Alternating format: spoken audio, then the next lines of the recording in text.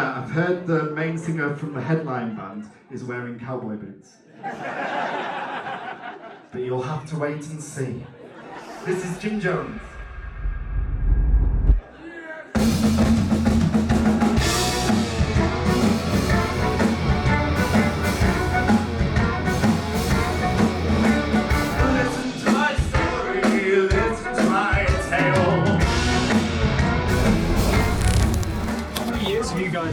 Been playing for? Oh, it's been a long time, hasn't it, Stuart?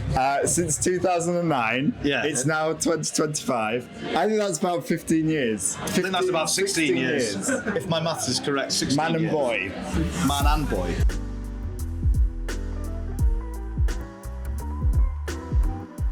As a community, like obviously you guys have been around for so many venues. So what's the community mean to you guys obviously having like kind of from? As a hometown, you mean? Playing here? Playing here, it's playing fantastic, wherever you are. Yeah, because we've been in York for like so long, we've played in all the venues. Yep. And I think there's something about this venue, because it's community owned, that feels really special, because they care about the community, they have values. You know, when we've wanted to do the odd bits and bobs like film music videos, do photo shoots, they've always been really accommodating to us, let us come and use the place for free. They're here for us, aren't So they? that's the kind of venue it is. It like means a lot to, you know, grassroots bands like us, to have somewhere that's supportive of, you know, independent artists. And obviously, have you guys been to so many other different venues like around Yorkshire, I'm guessing? Yeah. Around the world. Around the world. There you are, around the world. Have you guys like seen that there's been venues maybe shutting down, or like venues that just haven't really caught? Yeah, I mean, it's a tough time for small venues all over the place because of the cost of living, you know, the pandemic. I think lots of venues struggled to come back after the pandemic. I mean, we played loads of venues. Some of them keep going, some of them fall by the wayside, and that's really sad because I think so often now it's like venues cater to the big artists, and the smaller bands and the more up and coming artists, it can be harder to get gigs and establish yourself, and that's kind of a shame because you need a pipeline. If you want to have big bands headlining the big festivals, you do need smaller venues that are going to support you and give you opportunities to play to smaller crowds. Yeah, I think that it's passion that runs these places, like the people, and often those people don't get supported by funding or whatever. And then there's a lot of issues with like residential buildings being built, like this. The Crescent's under threat at the moment, isn't it?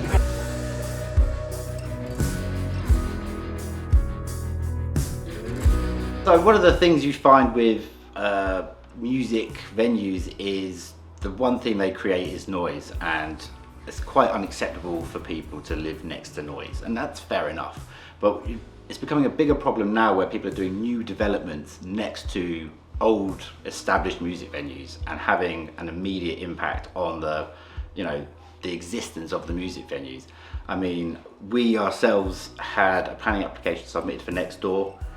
We managed to negotiate with them and they decided they were going to build offices, and then 5 years later they've changed their mind and they now want to build residential and apart hotels directly next door to the live music venue that has been here for 100 years.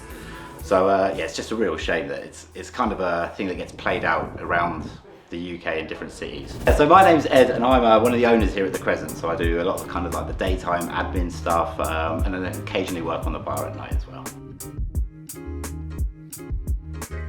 Yeah, with running a music venue, one of the most important things is the idea of the people who come and attend, the actual community of people who come and attend. I mean, without an audience, the band would have no one to play to, we'd have no one to sell beer to, the shows would be rubbish. So fundamentally, we're looking to make sure that the community that we build and the audience we have here are want to continue coming here and want to be a part of it.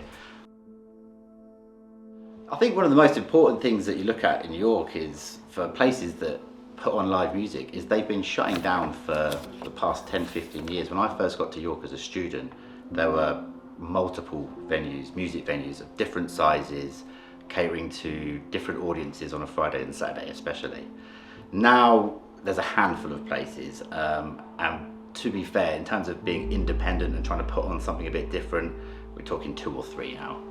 And it's a real shame because bands that have come from the area, and also people who live in the area, the community that live in the area, if they want to see up and coming bands, new bands that are touring, there's a very, very small chance of us being able to book them because we've got so many other places, other people who want to fill those spaces, local bands and of course touring bands.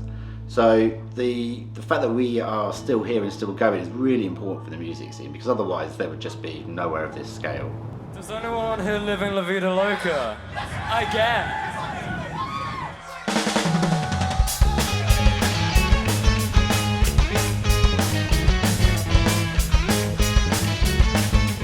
I'm a secretary for the Uni of York Bantock, and I also work here at the Fulford Arms as a bar staff a couple times a week. So we've got 2 main venues for kind of grassroots, which is the Crescent and Fulford Arms here. We've also got the Barbican, and that's for kind of much bigger touring acts that are kind of like 1,500 capacity. This is a lot smaller, about 150.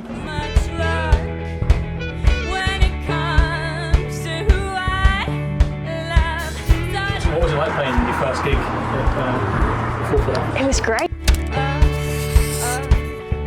It was really great. The vibes of Fulford Arms, the vibes of performing at Fulford Arms are something that I have never really experienced. Like, it's not the biggest, like, it's not huge, but it's so much fun. Everyone seemed like they really wanted to be there, and it was just really good. That's all I got to say about that, really. The live culture, music culture in York, we're only beginning as a band, so I don't like know exactly everywhere. But one thing I do know is that it's like hugely important. We've been waiting to be at Fulford Arms because you just hear, you're like, everyone's been at Fulford Arms, you want to be at Fulford, and we're here, you know.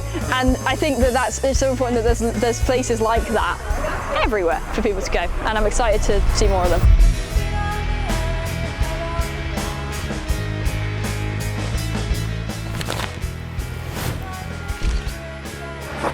Well, we met at the first meet and jam of last year, which is a Bantock event which brings musicians together to find bands, and we met the first one and we kind of just got together from there. We started out playing like mostly like Bantock events that were like open mics, so there wasn't like a standard for them, so we could just get in really. And then through then, and mainly through Battle of the Bands, we managed to get some gigs off the back of that, and then we've just through playing a lot of gigs, we've come here to Fulford a few times, and then we've also made it to other venues like Blue Box, for example, and recently the Crescent, which was a very good gig. I'd say the York music scene is really good, especially for student bands.